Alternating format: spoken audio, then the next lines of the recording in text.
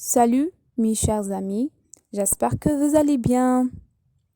Donc, je suis sûre et certain que le temps passe et vous voulez rédiger un compte rendu, mais le problème c'est que vous ne savez pas comment rédiger un compte rendu. T'inquiétez pas mes chers amis, je suis là pour vous aider. Donc, on commence. On commence pour vous aider comment rédiger un compte rendu. Est-ce que vous savez c'est quoi un texte historique? Donc le texte historique, c'est un texte qui raconte des événements d'un fait d'histoire. Le compte rendu d'un texte historique contient 3 parties. La première partie, c'est l'introduction. La deuxième partie, c'est le développement. La troisième partie, c'est la conclusion. Dans l'introduction, qu'est-ce qu'on trouve? On trouve une observation extérieure du texte.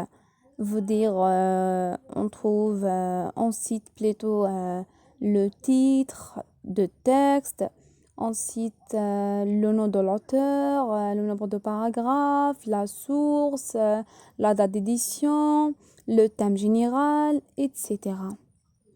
Donc, je vous donne maintenant un exemple général, brièvement, du compte rendu d'un texte historique. Toujours, on commence notre introduction par une expression. Il s'agit d'un texte historique. Toujours, cette expression standard, elle est standard. Il s'agit d'un texte historique, puis on cite le titre du texte. S'il y a un titre, bien sûr. S'il n'y a pas, on ne le cite pas. On dit son intitulé. Donc, on dit il s'agit d'un texte historique. Son intitulé, voilà. On cite le titre du texte. Puis composé de nombre de paragraphes. S'il y a 2 paragraphes ou bien 3 paragraphes, donc ça dépend le texte. Puis écrit par le nom de l'auteur. Puis extrait de son ouvrage veut dire la source.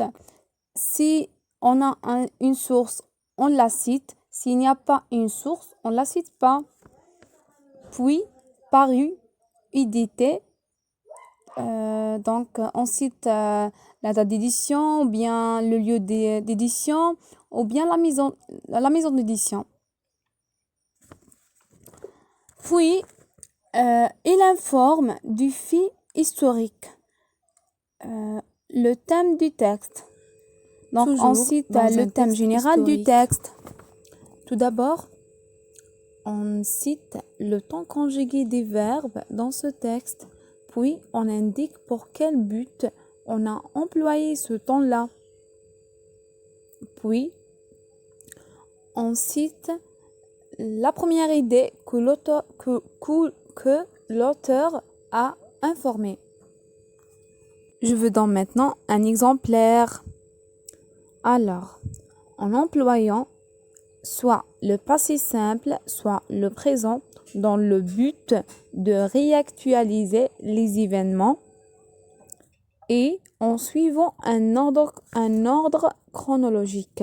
Veut dire, on ne saute pas les événements ou bien les dates, on le suit par un ordre chronologique. L'auteur, tout d'abord, informe que. Donc, on cite ici le résumé de la première idée du texte.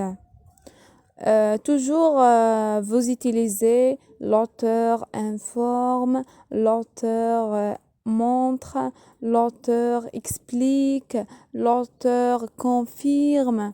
Toujours ces verbes-là, on l'emploie au niveau de développement à côté si on cite l'idée ou bien si on montre l'idée de l'auteur. Toujours employer ces verbes-là. presque le sens Ensuite, des il verbes-là montre ou bien explique que sont les mêmes, ici sont on le même cite sens. le résumé des idées suivantes. Toujours employer les articulateurs de l'addition pour relier les idées. Par exemple, ensuite, tout d'abord, puis, après, ainsi, etc. Et pour montrer la dernière idée en D, enfin, il conclut son texte en parlant de. On cite le résumé de la dernière idée du texte. Et maintenant, dans la conclusion, qu'est-ce qu'on emploie? Donc, tout d'abord, on commence par un articulateur de conclusion, soit pour conclure, ou bien en conclusion, ou bien tout au long du texte, l'essentiel. Je veux donc maintenant un exemple. Tout au long du texte, on constate que l'auteur emploie un lexique soit péjoratif, soit amélioratif, tel que il veut citer des termes, des exemples. Lexique péjoratif veut dire un lexique négatif et le lexique amélioratif veut dire le lexique positif. Et voilà. Donc, il veut citer des exemples à propos de texte.